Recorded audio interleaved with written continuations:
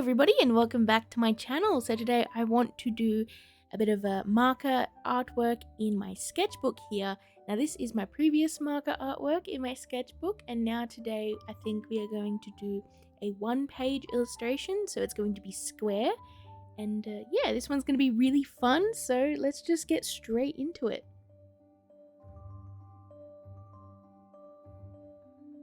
So for this one, I really want to dive into a fantasy theme.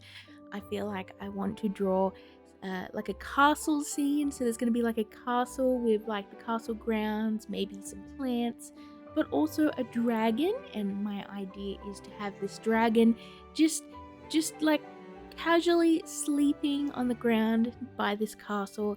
And I kind of want this to make this artwork like really relaxing to look at. And it's just like a really nice, chill, pretty sort of fantasy scene, and just try and capture like a relaxing kind of vibe. So as you can see, we have this little scene sketched out now, and I'm just going to work on the dragon here. And I just want it in a sort of simple sleeping pose, curled up, so it is like almost like a sleeping cat. You know how sometimes cats will curl up into like a ball and then sleep. I think it's very cute, but I'm gonna have its tail sort of swirling around a little bit because I love to see dragons with like curly tails. I just think it's really cool looking. Now I've just erased my sketch slightly with my kneadable eraser, and we're just going straight in with these markers. We're not really going to do too much line art today. I think maybe if I need it, I might get out my pencils right at the end, or I might like try and see how these markers themselves actually line. But for now, we're just going to go straight in to the textures and colors, and we're going to try and like treat this like it is a painting more than a drawing.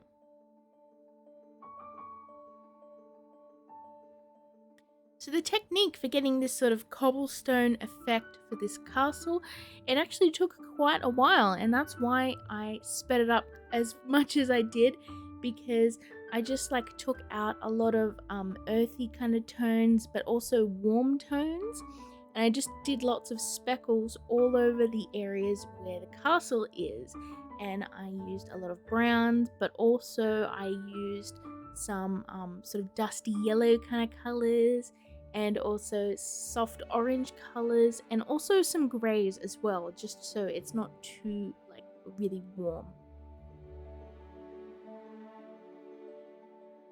So I decided to have a little bit of a pond in the bottom corner just because I felt like the colors would be really nice, and I sort of felt like blending water. I thought that it would be very fun to do. And the pond is surrounded by some rocks with some moss on it, and I just found that really fun to have that sort of speckly moss color. And after this, I did the sky with some blues, but I kept it nice and streaky, as if it was like soft clouds just like blowing in the upper atmosphere. After this, I decided I want to have some stepping stones on the castle grounds here, so I just did some like light gray, but also like kind of warmish gray kind of colors. And I just sort of tried to keep that like slightly speckly, because I'm really liking the speckliness of the castle, and I kind of want to like have like textures like that throughout the other areas of the illustration. So speaking of that, I actually decided to have the grass here and just have it also speckly. And my way of doing that was like alluding to clovers in the grass. So the grass is like clover, but also later on I also add in some blades of grass, and later on flowers, but we haven't got to that yet.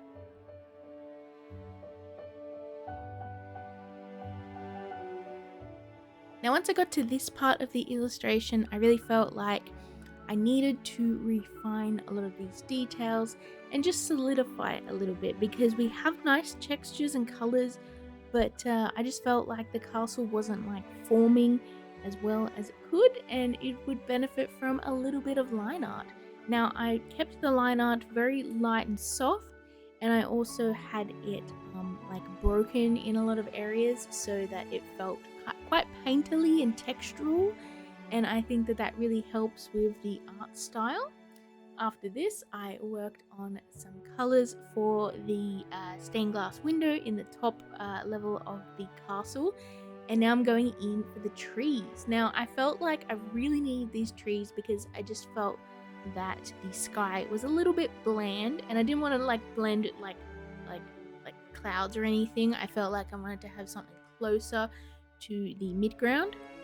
And trees just gave me a nice opportunity to add a pop of color in there.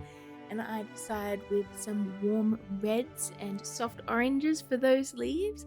And I think it really adds a nice like pop of red in there just to counteract all of the green and yellow that's currently in this illustration.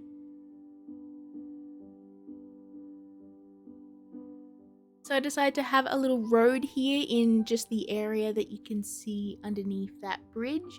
And I just felt like adding in some detail there because I felt like it was a little bit plain.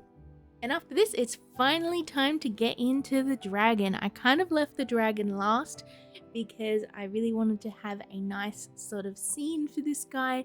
And then we could go in later and add the dragon to finish it up. So for the colors, I actually decided on purple for this dragon because I really wanted it to stand out from the scene that it's in, and I wanted to have a nice balance of colors.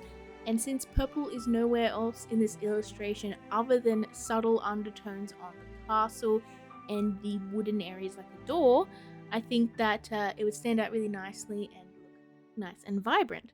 So I actually added an accent color of an aqua for this dragon, and I decided to do that because there was an aqua color in the pond on the bottom left hand side, and I felt like it would just fit in nicely and look pretty good for a purple dragon with aqua accents. And I kept the design for this dragon quite simple because I didn't want to like detract too much from the other details in this artwork. So it is a nice sort of two-color dragon here with some nice blending, and we have some wings, some spikes here and there, two horns on the back of its head, and its eyes are closed and it is sleeping. After I got those details down, I just felt like I needed to refine it just a bit with the pencils just to make it look like it makes a bit more sense. So I added in some highlights with the white pencil, and then I got an aqua colored pencil very close to the accents just to fix up some details here and there. And I also added some purple scales to the dragon, and in the shadow areas I also added some blacks like outlines for scales, just so that it looked nice and textural just like the rest of the illustration.